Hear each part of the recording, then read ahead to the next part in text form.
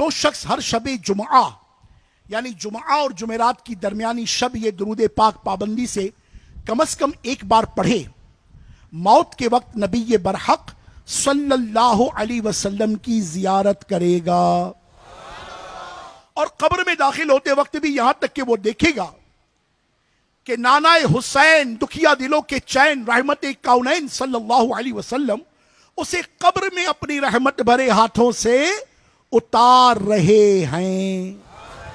آئیے مل کر پڑھتے ہیں، اللہم صلی وسلم وبارک علی سیدنا محمد النبی الامی الحبیب العالی القدر العظیم الجاہ وعلا آلہ وصحبہ وسلم۔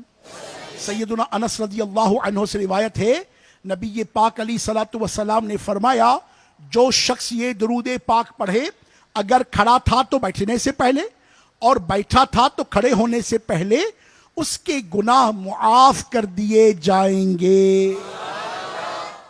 اللہم صلی علی سیدنا و مولانا محمد وعلی آلہ وسلم۔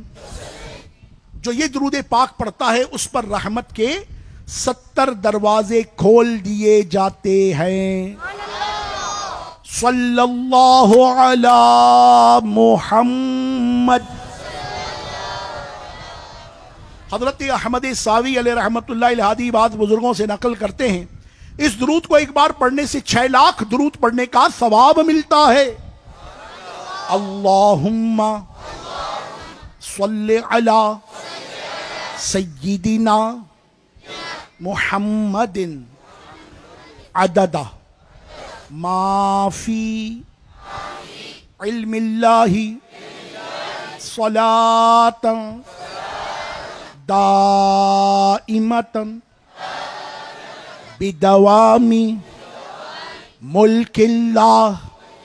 ایک دن ایک شخص آیا تو نبی پاک علیہ الصلوۃ والسلام نے اسے سیدنا صدیق اکبر رضی اللہ عنہ اور اپنے درمیان بٹھا لیا۔ اسے صحابہ کرام علیہ رضوان کو بڑی حیرت ہوئی کہ یہ کون بڑے مرتبے والے ہیں۔ جب وہ چلا گیا تو آقا کریم علیہ الصلوۃ والسلام نے فرمایا، یہ جب مجھ پر درود پڑھتا ہے تو